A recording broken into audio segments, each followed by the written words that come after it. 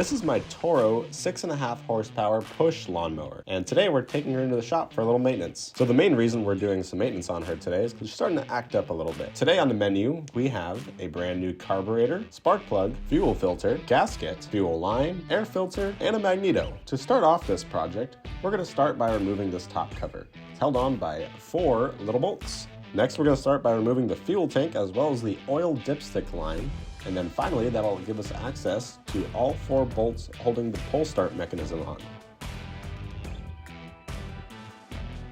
Next up on the list, we're going to go ahead and remove the factory spark plug, take it out and inspect it. This one looks a little rusty and a little worn. This is all normal though. Now comes the magneto, held on by 3 bolts and connected by some wires.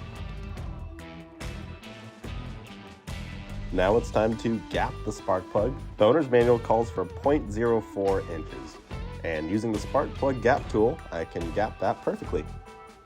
Installing the new magneto is rather simple. It's just reverse order from removing the old magneto.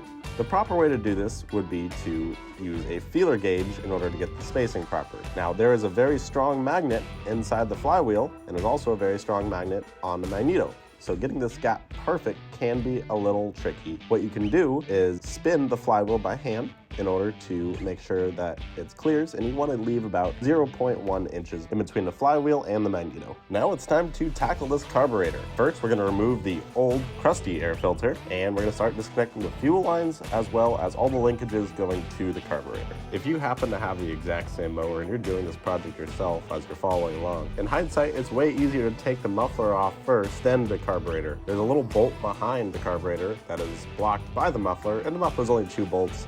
It's worth the extra 2 seconds to remove the muffler first. In the removal process, I didn't take it off, and I kind of struggled with that. Now, one habit I've really developed over the years is comparing parts before installing them. I like to take the old part I'm removing, followed by the new part, and compare the differences. And holding these 2 carburetors up side by side, there really isn't a whole lot. There's this little black piece that will transfer over, so that's no big deal. The set screw looks to be the exact same as the old one. They all look good, so let's go ahead and install them. Real quick, before installing this new carburetor, I like to make sure things are clean. I'm just gonna go ahead and take some brake cleaner and spray this area down just so it's nice and clean for the new carburetor. With all the linkages properly connected, it is now time to install our new carburetor. I did in fact take the muffler off, just because it was a little easier to access that rear bolt. Putting her all back together is super simple, just reverse order of everything else you did. The pull start mechanism is the first thing to go on, 4 little bolts with the oil dipstick tube. And we can't forget about our brand new shiny air filter.